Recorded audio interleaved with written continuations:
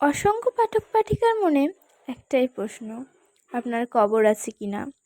যদি থাকতো তাহলে আজ একবার আমি যেতাম বোধহয় দিনাজপুর। কেন্দ্রীয় কবরস্থানের ফটকের সামনে অনেকক্ষণ দাঁড়িয়ে থাকতাম।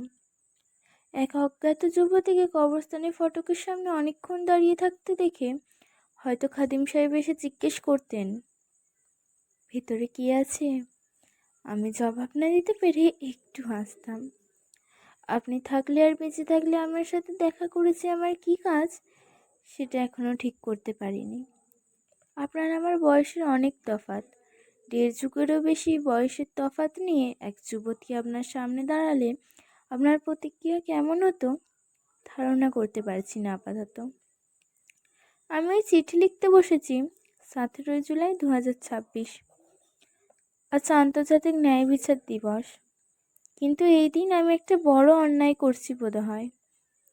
এক নিকৃষ্ট অপরাধীর উদ্দেশ্যে চিঠি লিখছি। দিনাজপুরে আজ বৃষ্টি হচ্ছে কিনা জানি না, অবশ্য দিনাজপুর হয়তো এসবের কিছুই জানে না। আমি যে দিনাজপুরের এক পাপিষ্টের জন্ম মৃত্যু নিয়ে গোটা একটা উপাখ্যান রচনা করে বসে আছি, সে খবর দিনাজপুর রাখে না। দিনাজপুর চেনে না আপনাকে, তার বুকে কখনো জয়ামির হাঁটেনি। আমার জানা নেই 11 বছর আগে এই দিনে ঘোড়াহাটে কারো মৃত্যু হয়েছিল কিনা, সেই দুঃখে আকাশের চোখ ভিজেছিল কিনা। আমি সেই দিনটার বর্ণনা লিখেছি 30 এপ্রিল 2026 সালে। রাতে ঘুমানোর আগে লিখতে বসেছিলাম আপনার শেষ পরিণতিটুকু। আপনি যেভাবে আমার কলমে ঘেন্নার সাথে এসেছিলেন, বিদায় নেবেনও একইভাবে। কিন্তু যখন আপনার পানি পিপাসা পেয়েছিল, তখন আমি আমার গলা শুকনো টের পেলাম। আমি লেখার মধ্যে আপনাকে বহুবার ক্ষুধার্ত লিখেছি, তা লেখার সময় আমার কখনো খিদে লাগেনি।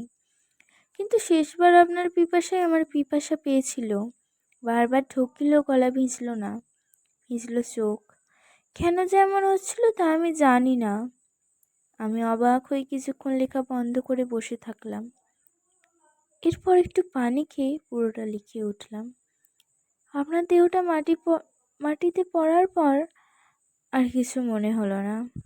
কাউকে তার গন্তব্যে পৌঁছে দেওয়ার সুখে আমার ভেতরে শান্তি এলো। আমার চিঠির কাগজে পানি এসে পড়ছে।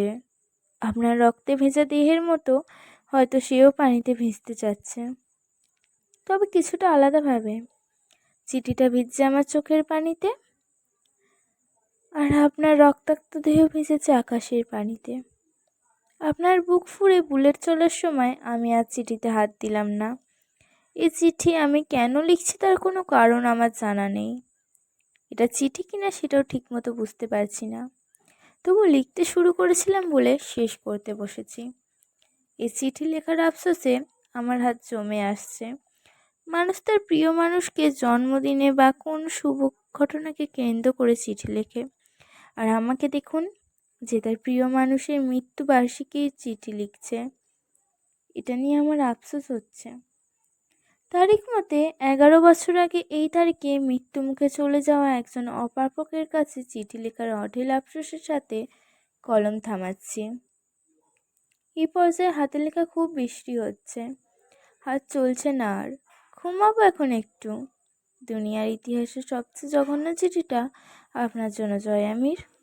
ইতি। আপনার বাস্তব জীবনের এক তরুণীতি।